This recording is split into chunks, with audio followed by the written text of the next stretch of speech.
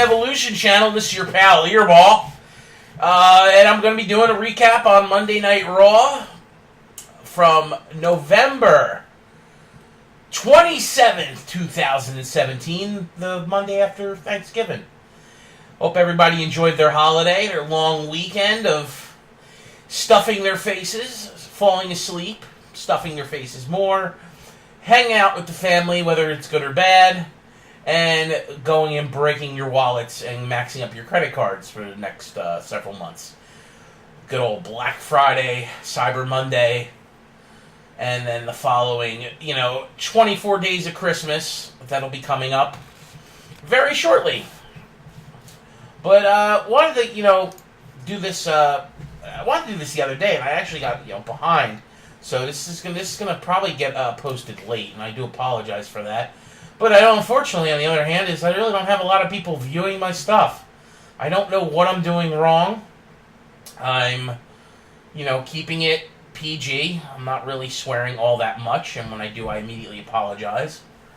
And I try to keep the content, as crisp and up to date as possible. I don't know what I'm screwing up here. My thumbnails aren't bad. I did get, one of mine got taken down, but they put it back up and never gave me a reason why they took it down. Or, well, they gave me an open-ended reason as to why they took it down, saying it was against community policy. But then when I, put a question mark as to why they did it, when it matched, it was a SmackDown upload that matched all my previous SmackDown uploads. Why this one get taken down, my other ones didn't, and they put it back up like 3 days later, and never explained to me as to why. They just reviewed it, I guess, and said, oh, this is mistakenly taken down. Well, first off, that YouTube needs to fix whatever algorithm they're using. It's not working. It's pissing off your YouTube base that does uploads. Now, I understand there's people that want to make a quick buck, or just detrimental to society as a whole with their vulgarity, their fake news, their own misguided agendas, and you don't want that crap on YouTube. But the content creators that have been around for a long time, some of them I hear that I watch aren't doing wrestling; they're doing other stuff. And it gets demonetized, and I'm like, really? Why are they being demonetized? World of Warcraft, the video game I play, stuff's getting demonetized. What did they do wrong? Who do I watch? I watch, Emergency Awesome. He does, reviews on all the superhero stuff, whether it's on TV or in the theater. He got demonetized, and he's got, 2.1 million followers. Now, I understand it'll get remonetized, but, it hurts that initial 24 to 48 hours. And YouTube's not, since Google bought them, it hasn't been good for the people who are on YouTube. And I see it in the long term probably hurting YouTube, and they're gonna have to get their their poop together. Get that stuff together. But Monday Night Raw kicks off with Elias and the Miz Taraj coming out. Well, actually, it was the Miz Taraj came out and complained to Roman, who Roman was the first one out of the gate. Instead of getting Stephanie McMahon, Triple H, or Kurt Angle to start the show, we got Roman Reigns. No Shield, just Roman. Gloating about winning the Intercontinental Championship. Okay. Yeah, you're now what they call a Triple Crown champion. Alright. Now, see, to me, I think WWE screwed that up years ago. A Triple Crown champion would be if you had all belts at the same time. Possessing the belts at different times just means you've kind of gone for the cycle. You hit a single, a double, a triple, and a home run, and you've had every belt there is in WWE, which I don't know. Has he had the Universal title yet? I'm sure that's not going to matter because he'll win it at WrestleMania against Brock Lesnar. But that's besides the point. So, he's promoting the fact that he's now IC champ. He's going to be a fighting champion, unlike The Miz. Even though, if I remember correctly, The Miz was always in matches. He didn't want them, but he got thrown into them. So, technically, Miz still was a fighting champion. Miz is going to be gone for a couple weeks. He's filming the Marine 6. So, along with Shawn Michaels and Becky Lynch. So, they had to write The Miz and Becky Lynch off TV from both SmackDown and Raw. So, The Miz Taraj is alone. out comes someone who wants to challenge for the IC title, being that, the Miz Taraj is too banged up to do so. And they want Elias to shut up, the big dog, and that's great and all, because I see great things for Elias in the future. I personally see him as an upper mid-card talent that's future IC champion, maybe even future world champion, a few years from now. He's got pretty much everything that you need to have. He's a decently sized man. He's in phenomenal shape. His skill set is pretty good in the ring. It's only going to get better. And his persona seems to be, whether you like him or not, pretty savvy for advancement in the entertainment business, which is WWE. With his singing gimmick with the guitar and just how he cuts promos and stuff. He seems to be a really good perfect package. I'm not saying he's the perfect package. Like, he's not a specimen or anything. He's not a golden boy or nothing like that. But, he's definitely going to be someone to reckon with over the course of the next several years. I don't, unless they really drop the ball or screw up with him, I think he'll be gold, and that's great. So he's a little early for this challenge for the IC title, because you figure he's only been up on the main roster 8 months. It hasn't been 8 months. Around WrestleMania, right? So not quite a year. Less than a year.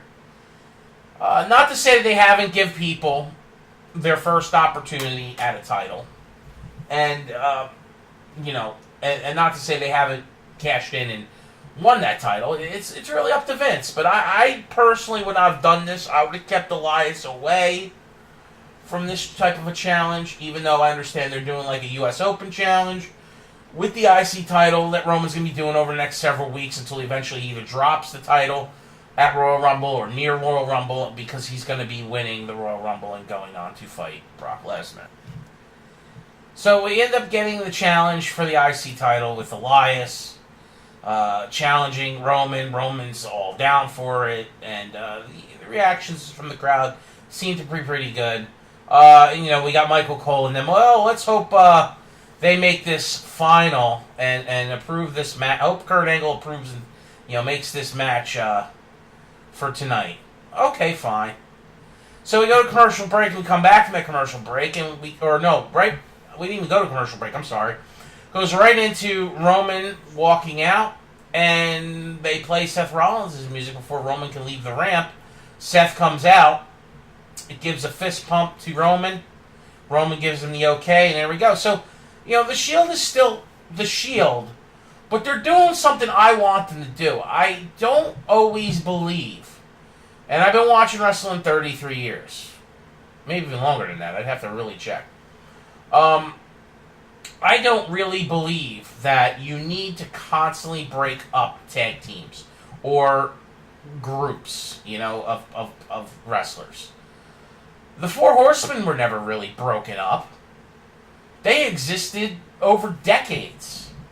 But they kind of did their own thing. Ric Flair would go out and have his world title championship matches all the time. Now, sometimes there'd be interference from the Four Horsemen, predominantly when they were heels.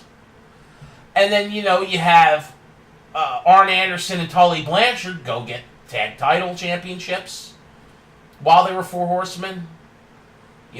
Or someone would bring, the TV title would get brought into the mix here and there. I mean, there were several adaptations of that group that did things with titles while they were in the group. And there's nothing wrong with having stables that, exist throughout. I mean, the WWE's done this too. The Generation X, even though it had Shawn fight Triple H at some point, DX pretty much existed throughout its entirety and never truly died. It just faded away, and they slowly took it off TV. And that's what they could do.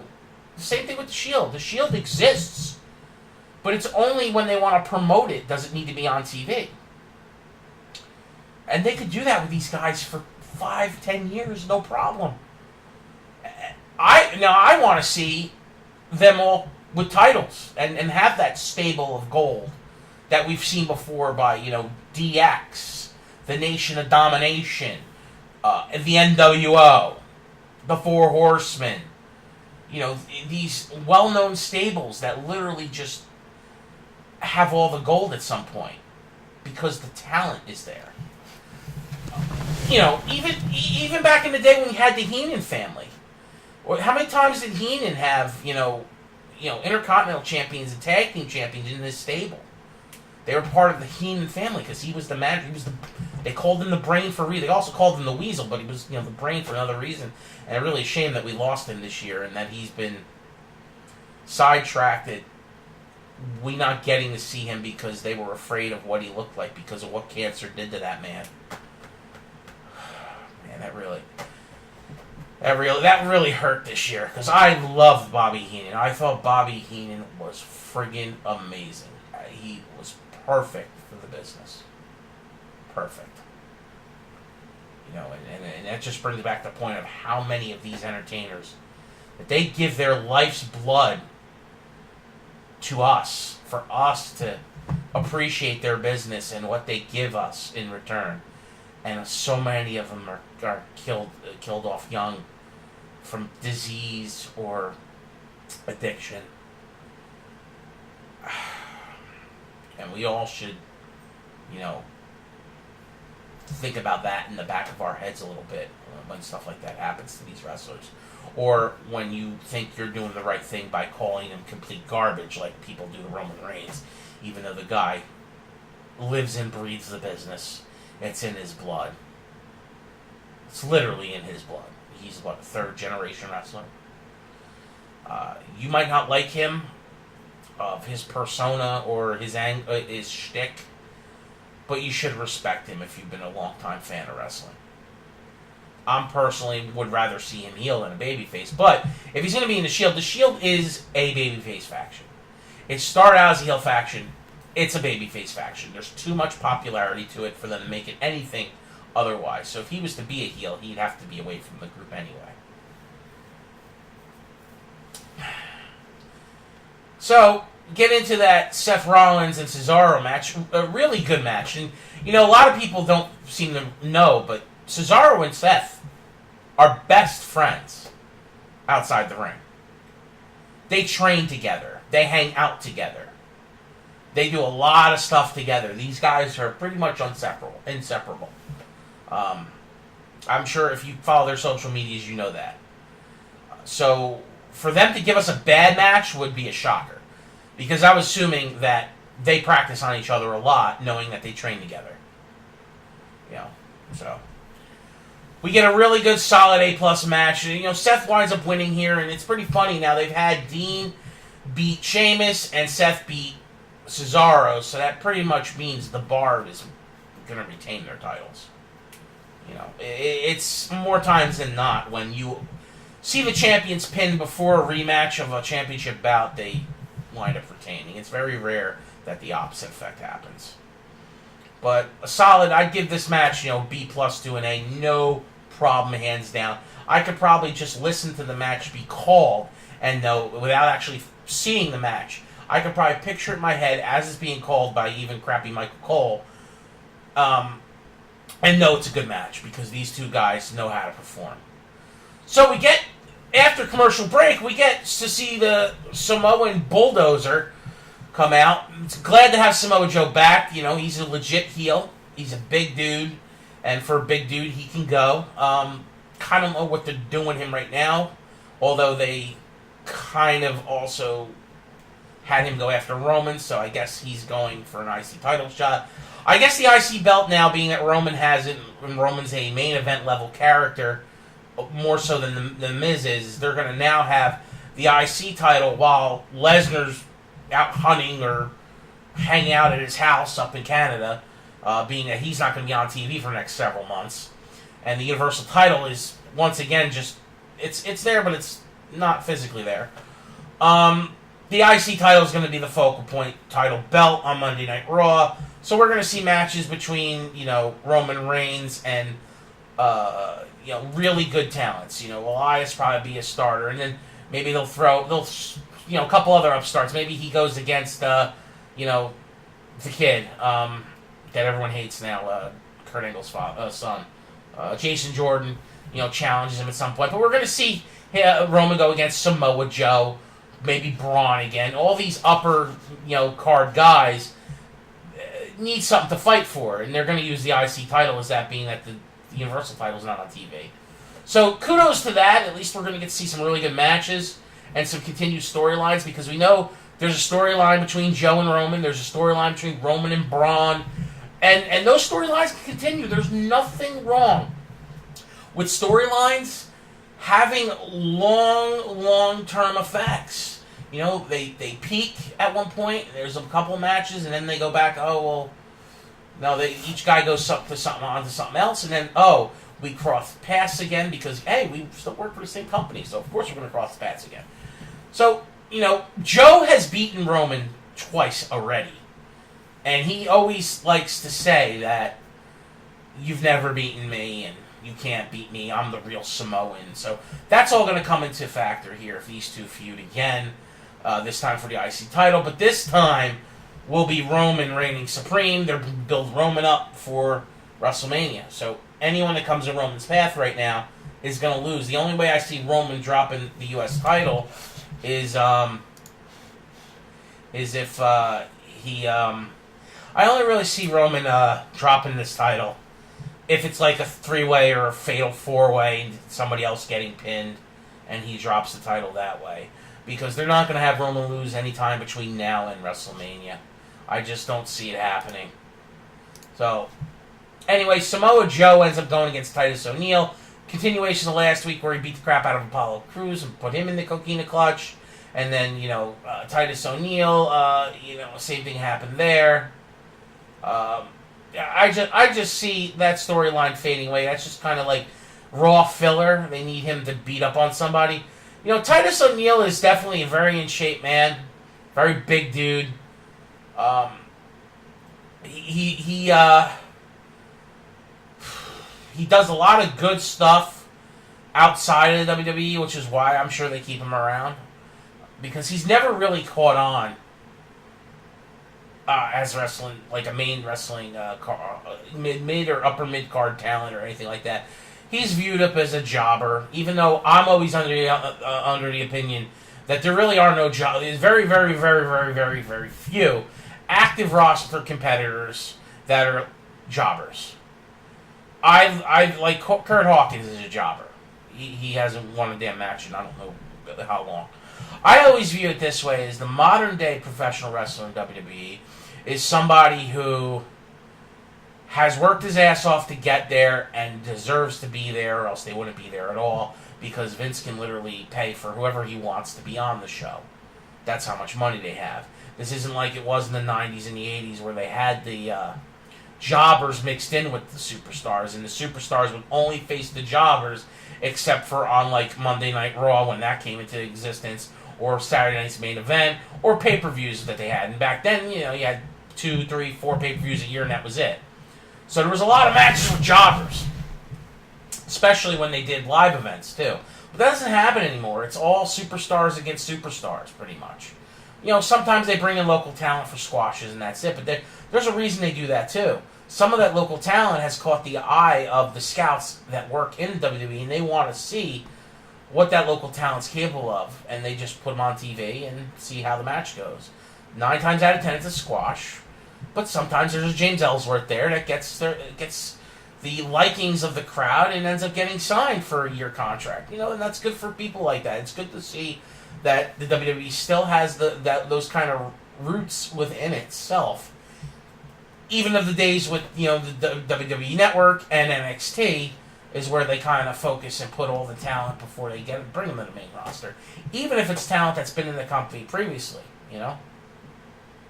per Drew McIntyre. I do think Drew McIntyre would have come up to the main roster and we would have seen him after this previous weekend, but this injury is now going to hold him back 6 to 8 months. Probably 6 months, we'll see him start coming up, and I just hope they don't do stuff like they did with Bad News Barrett. When Bad News Barrett was injured, they have him talking on the mic, and he's around, but he's not really wrestling. Just leave him off TV till he can actually wrestle. Let him get healthy. So this is another squash match for Samoa Joe, a Coquina Clutch on Titus. Samoa Joe wins, beats up Samoa Joe, or beats up Titus O'Neil, and he kind of gives the business to Apollo Crews again. And those two guys have just been, I don't know what the hell. They should have left Apollo Crews in NXT. He could be tearing it up down there right now. But they brought him up too early. Not that he's not a good talent, it's just that they don't have nothing for him to do. Come back to the next match. We wind up getting a really good debut match for the girls. Paige, Sonya Deville, and Mandy Rose versus Bayley, Sasha Banks, Mickie James. So the heels versus the faces. Typical match there. Alexa Bliss was at commentary, but it just was weird. Sasha Banks just gets dominated here. I mean, like I said, really good showing for the girls. You know, doing their moves on Sasha, beating the crap out of her because she was left alone because they beat up Bayley and Mickie James in the back before they could even get to the ring. And then they tell Paige is asking Sasha to join them. Sasha basically doesn't. And all three girls do their moves onto Sasha Banks. Full domination. Match never took place. So I don't know where they're really going there. It's also kind of weird, like, they name these girls Absolution. No, please no. I mean, they're giving Truth to Matter with storyline of all the things that Paige did before she was taken off TV. Okay, that's fine. You're building towards the year, but other than the fact that she was a judge when these two were on Tough Enough, and could they have, like, picked a stupider name? I think the name sucks. And what is with all the girls wearing this outrageous lipstick recently? Even Asuka has, like, this really bright lipstick on. Are they trying to re-diva these girls up to make them look even more attractive? I mean, most of them are pretty attractive. You know, they're in the upper echelons of how hot is your girlfriend. And they're sticking this powder on their face and lipstick. Like, really, Paige has some really red, like, hooker-style lipstick on. I don't think that works for her at all, especially she's like a goth chick. Or a punk rocker, you know, or I don't know. But we're going to get to understand this when I do my review of SmackDown with how crappy booking is, because we've literally got doppelgangers in Raw and SmackDown with these two female groups of three. It's ridiculous. Yeah, they have different names, but it's virtually the same style talents on each side. Although Paige is the bigger name of all six of them. So we get out from that, another commercial break, like, literally, like, they're just beating the commercial drum at this point. These 4-minute long commercial breaks. I know companies have sponsors, and USA wants to pay the bills, but come on. Sometimes it's a little over the top. We get Matt Hardy against Bray Wyatt, which, just last week, Matt Hardy was fighting with... Wasn't he fighting with Elias? I could have sworn he was fighting with Elias. Now they got him fighting with Bray Wyatt. Pretty much a squash match on Matt's part, or on Bray Wyatt's part. He gets the win over Matt Hardy. So you now have Matt Hardy job to Bray Wyatt, who Bray Wyatt is the jobber for everyone. He never wins. Very rare. I know he's a former world champion, but Bray Wyatt's win-loss record is significantly tilted in the loss column. So now you got Bray beating Matt Hardy. I know Matt Hardy's without his brother, but Matt Hardy had probably the biggest year in wrestling in 2016. He had more hype on him than anyone. That includes Okada, The Cleaner, Seth, Roman, Dean Ambrose, Shinsuke Nakamura, Kevin Owens. All of these guys did not have as much traction and internet hype over Matt Hardy. Matt Hardy had the wrestling world on tilt for all of 2016 with the broken gimmick. He comes over he leaves TNA along with his brother, and they show up at WrestleMania or or Royal Rumble. Was it Royal Rumble? No, it was WrestleMania. Win the tag titles, and they're back in WWE. And we were all hoping for that Broken Brilliance to come back and be on WWE TV in some adaptation of itself. And we didn't get that because Anthem is a piece of garbage and was literally holding something that Matt and his brother created and did pretty much with their own money and their own accord. Yes, it was on TNA television, but without that, TNA would even be more of a dumpster fire than it had become. All right? Anthem should have just said, okay, can you pay us some royalties or something for the broken gimmick? Something, you take it with you. Well, it looks like that's happening now. I don't think it's happening exactly that way, but Matt Hardy gets crushed here by Bray Wyatt, and at the end, he literally goes into a tantrum and does his trademark delete in the corner like he's losing his mind. So, I mean, Hardy doing the delete gesture 7 times is probably the biggest thing that you take from this match. The match was bad, but to see Hardy doing the delete thing, knowing that maybe that's coming around the corner, it remains to be seen if they're going to go that way. There's been rumors going around that he's going to do the Awoken gimmick instead of the Broken gimmick, but it doesn't matter. I just hope it hasn't fizzled out. I really want to see what Matt can do with free reign of that gimmick on a platform that has way much more money behind it for entertainment purposes when it comes to filming and stunts and vignettes and things like that. So, time will tell, everybody. So, next match was definitely a piss break. Cruiserweights get no respect. There's so much talent in that division, but they are just literally scripted to fail. WWE Creative just does not want to do with these guys.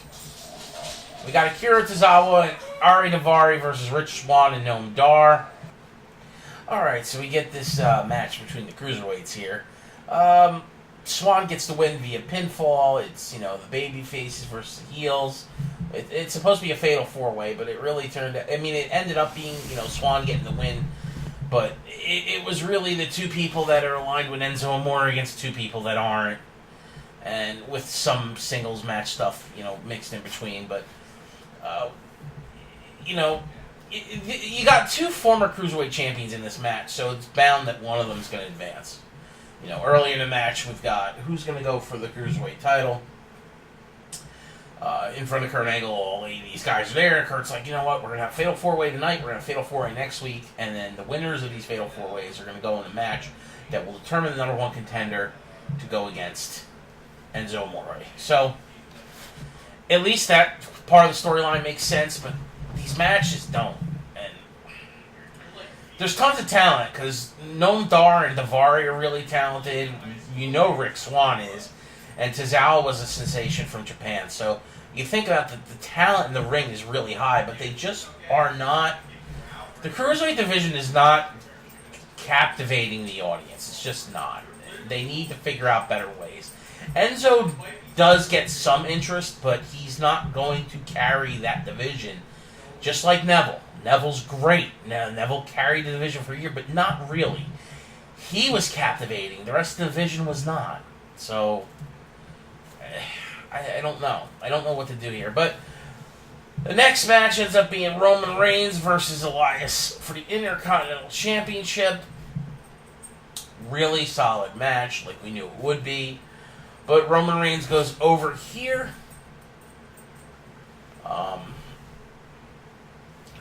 Did you think it was going to go any other way? Did you really, think that they were going to have Roman Reigns lose the title a week after getting it? No.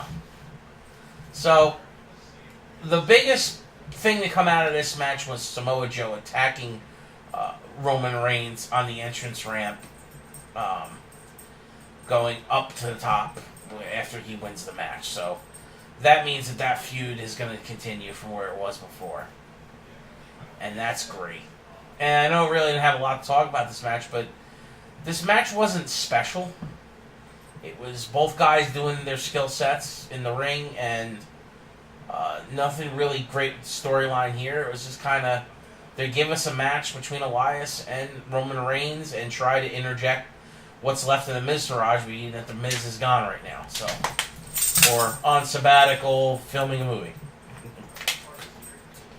But typical hits a spear to win, of course, Roman Reigns. The only people that seem to get to beat Roman are Samoa Joe and Braun Strowman. Nobody else beats Roman. So then we get Asuka versus Dana Brooke again. Okay. Asuka's gonna chew Dana Brooke up and spit her out, which is exactly what she does in like 3 seconds. The getting to the ring was longer than the match was. Asuka has her ring entrance, followed by Dana Brooke, and while Dana Brooke's making her way to the ring, they're showing an interview that she must have did earlier that was taped of how she needs to really prove herself, and she now knows what to expect from Asuka, so she's gonna give it her all and go forward and get a win over Asuka and be the first person to beat Asuka. We know that. We know that's not happening. B, Dana Brooke should have never came up to the main roster. I know Vince likes her because she fits that athletic blonde that Vince loves, but she's too green. She would have did so much better in NXT. And then there was the time she was with Charlotte where we actually thought she was showing some promise, and then her boyfriend, dies and takes her off TV for like 6 months, and she's a wreck, and now they probably just have her there because they feel sorry for her. At this point, I don't know. I was hoping that Asuka would be the one to bring the women's matches up to another level because she's such a great talent that she could elevate the garbage. And I don't mean to call Dana Brooke garbage to say she's garbage and she doesn't deserve a chance. She deserves a chance, but she needs more time to develop, and she needs to go back to NXT. They would do her so much more benefit by putting her down there for another year, at least. But they're not going to do that, because they just brought up freaking more green women. Ugh. So they're diluting the pool by adding to the pool, and I don't like that. I want them to add talent to the pool to make the pool better. And Asuka was supposed to be the queen of the mountain to make everyone better, but we're not seeing that. Not like this. Not with. I'm sorry, I keep yawning. I don't know fucking why. Oh, sorry, I just cursed. God damn it. I apologize for that slip of the tongue, but I don't know why I keep yawning, because maybe I'm tired. December sucks. Anyone ever say I hate December? The days are so short. It's pitch black outside. It's like 5 o'clock. I feel like going to sleep. Maybe that's why I'm yawning. But Asuka is Asuka, and I hope they book her the right way and make her a dominant champion and unbeaten for a while. The whole best moment of this supposed match, because Asuka wins with the Asuka lock in like 3 seconds, was Michael Cole on mic saying, "What the hell just happened?"